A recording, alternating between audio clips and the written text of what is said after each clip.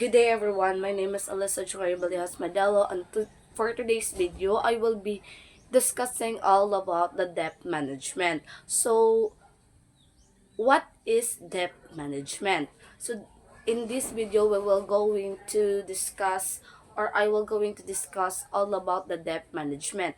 So, what is the debt management? So, a debt management refers to strategies and practices used to handle borrowing responsible and repay debts efficiently. It helps individuals, businesses, or organization maintain financial stability while avoiding excessive financial burdens. So kaning debt management, it refers for the strategies and practices on how can you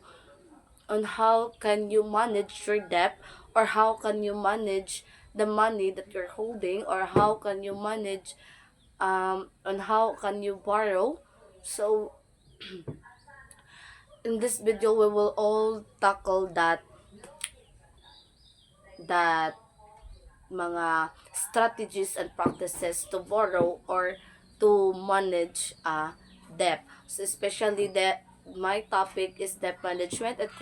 It could help you, my viewers, or the businesses that you want to kuan kanang businesses nga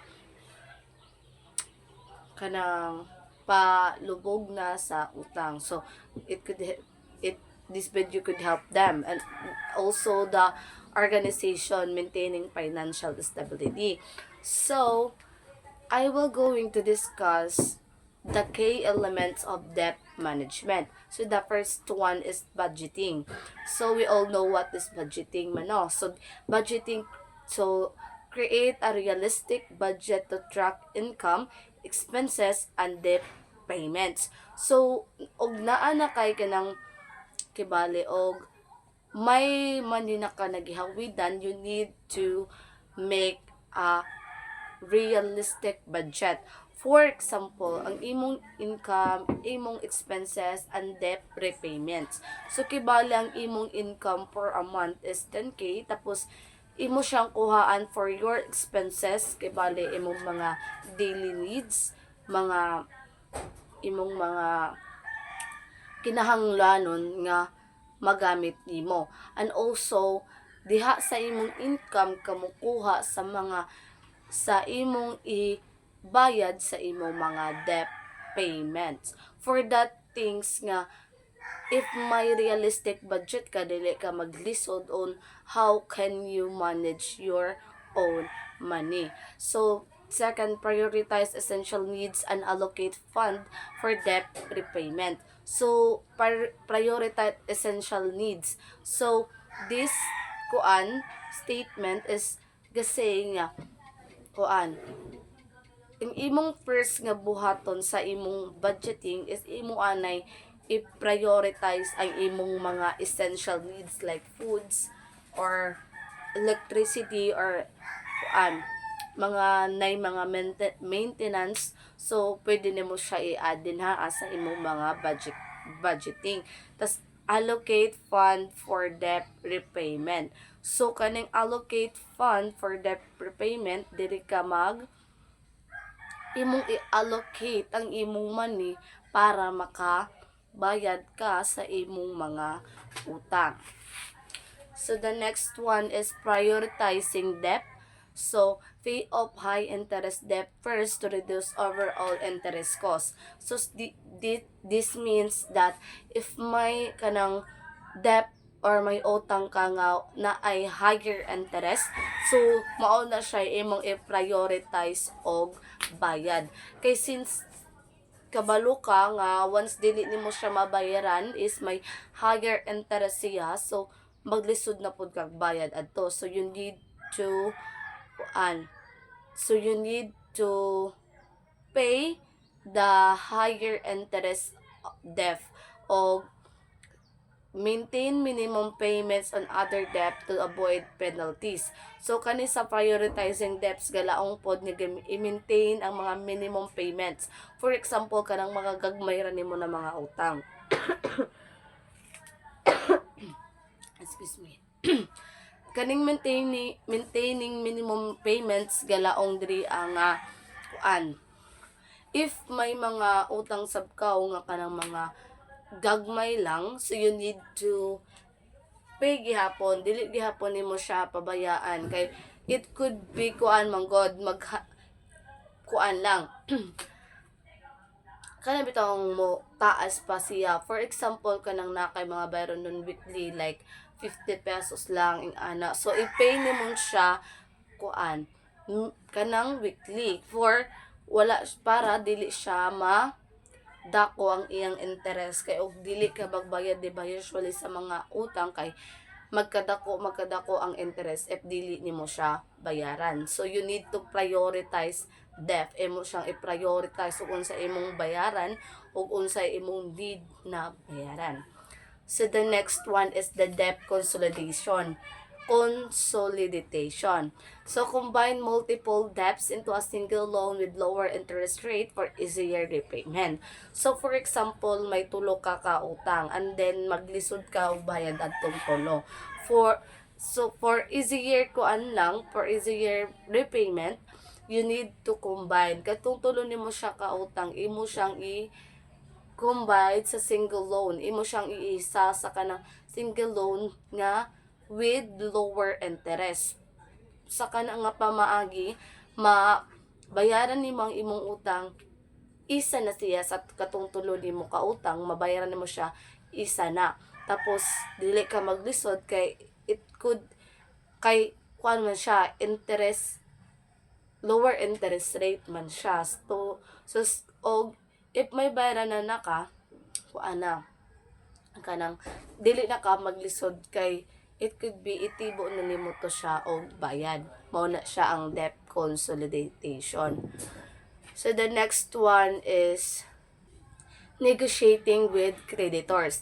Discuss payment terms, interest rate, or settlement plans to make debt repayment more manageable. So for example, kanang kalisod ka o bayad ana nga debt. For example, lang imong monthly is 5K. So, pwede ka mag-negotiate sa imong creditor, sa imong giutangan, o pwede ba nga kuan kanang ang imong utang is babaan nimo siya og bayad per month. Instead of 5K, pwede nimo siya ingnon nga 3K na lang, 2K na lang. Pero dapat consistent siya pagbayad para more manageable lang nimo ang imong mga debt. So, sa kana nga pamaagi, it could be easier to you to pay your debt. The next one is avoiding new debt. So, control unnecessary spending and rely on saving instead of borrowing. So, kanang imong i-control ang imong kaugalingon nga dili ka mag-spend too much sa mga unnecessary things kay para makasave ka. So, katong imong i-buy sa mga unnecessary things, so, imo na lang siyang i-save for you to avoid borrowing money. So, para dili na pud ka makautang kay since may utang naman ka, so you need to save instead. If may mga extra money ka, dili nimo siya i-spend sa mga unnecessary things. So you must save, you must budget para dili na ka makaborrow pa og dili na pud ka makuanan og another debt.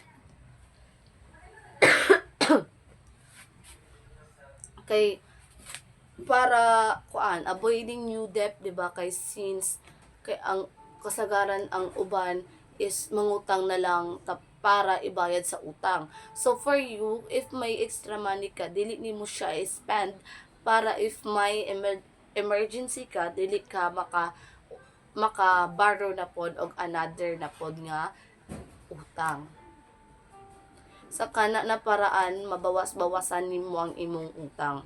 Tapos it could be budget your money, and also you can learn how to save your money. Then the last one is monitoring progress. Regularly review financial status and adjust repayment and plans when necessary. So monitoring progress is kay kanikibaling if okay lang ba sa imuhas, stable ba ka if magbayad ka ana monthly. For example, adjust repayment plus when necessary. For example, kana nga adlaw ka magbayad and then nabayaran nimo siya pero galisod ka og asa ka og another money for your mga needs nimo. So pwede nimo na siya i-adjust ang imong adlaw o ganus ka magbayad for you to have a manageable money or manageable debt management.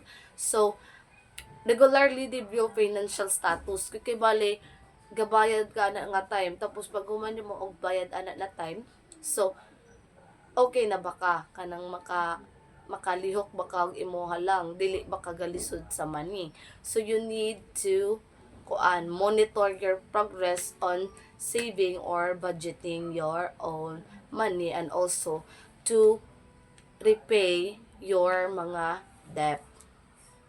So that's all about my topic. So I hope you learn on how to budget your money and how to manage your debt. So I have a quote here says start now and make money management a part of our daily lives. So again, my name is Alysa Joy Madelo and thank you for listening.